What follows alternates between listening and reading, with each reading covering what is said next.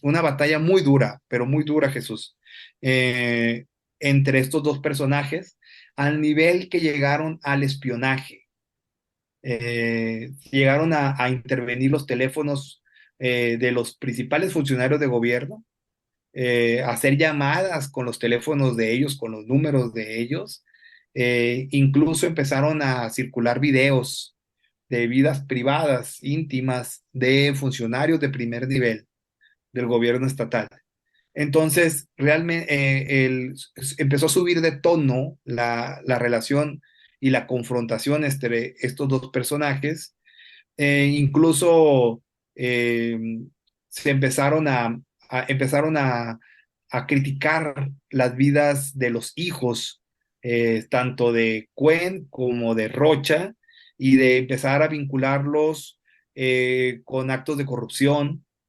Entonces, la verdad es que empezó a subir de tono muy fuerte.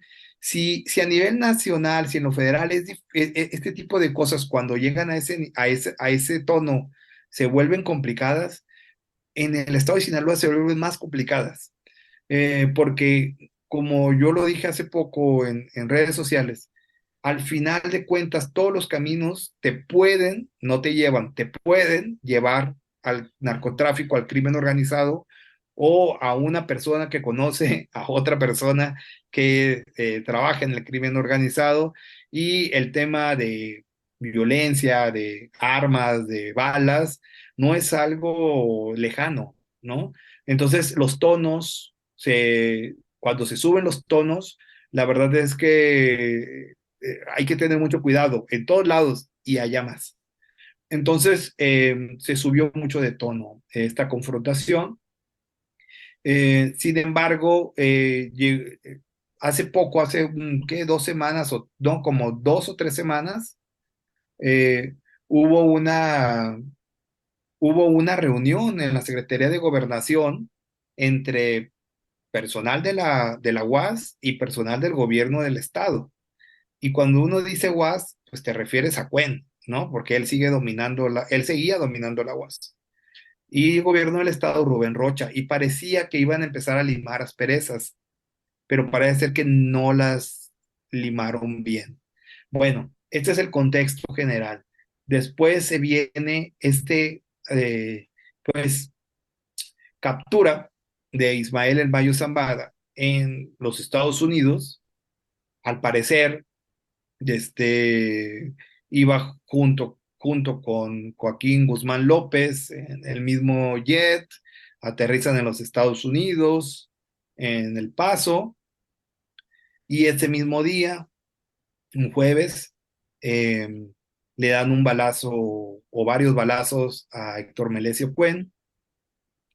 Pierde mucha sangre, lo llevan a una clínica particular, un poco retirada de donde fue el balazo, bastante retirada, diría yo, y le da, creo que una reacción a la pérdida de tanta sangre, una especie de paro cardíaco o algo así. Eh, pues obviamente fallece después de los balazos que le dan, y empieza a circular diversas versiones. Una versión es que la versión de la autoridad, la primera versión fue que fue un ataque porque le querían robar la camioneta en la que iba, que era una camioneta pues de último modelo, que sí es atractiva para la delincuencia, hay que decirlo. Sin embargo, también pues resulta que es el mismo día que sucede lo de Ismael El Mayo Zambada, y, en Sinaloa no puede uno descartar fácilmente el concepto de narcopolítica, y por eso empiezan los rumores, ¿no? Rumores que pues no, que siguen siendo rumores, porque no ha habido ningún elemento de prueba de que se le pueda vincular directamente a Melesio Cuen con el crimen organizado.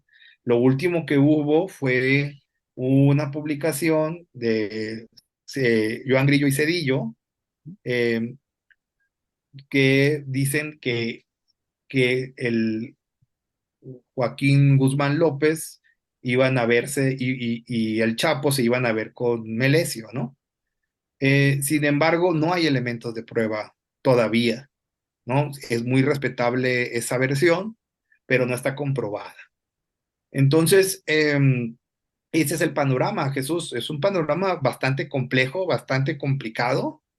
Y también a mí lo que me llama la atención es que la Universidad Autónoma de Sinaloa, después de que fue muy aguerrida, con marchas, con críticas contra el gobierno estatal, después pues, de la muerte de Héctor Melesio Cuen, pues ha tenido una actitud más callada, pasiva, pues, que combatiente, ¿no?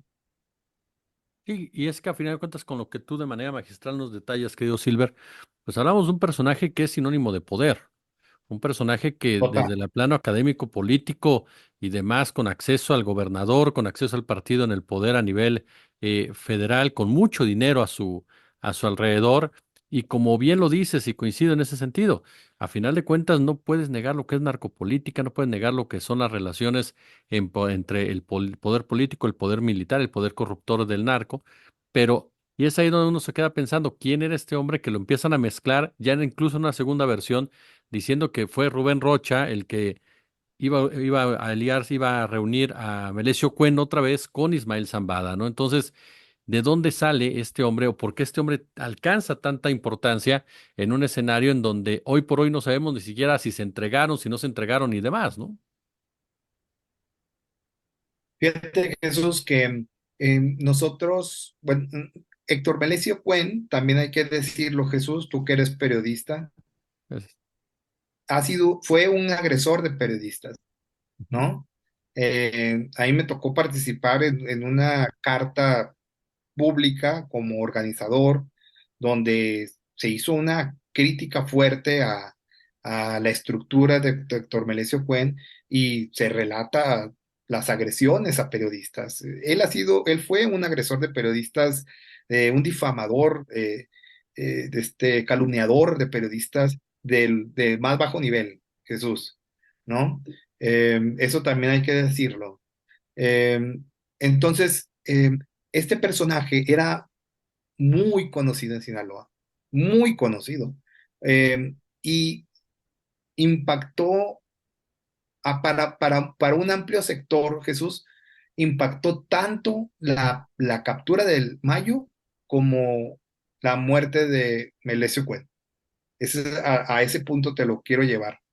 Pero la estrategia de Melesio eh, siempre fue muy local hasta que, porque quería él aparecer en lo federal, pero no se le daban las oportunidades.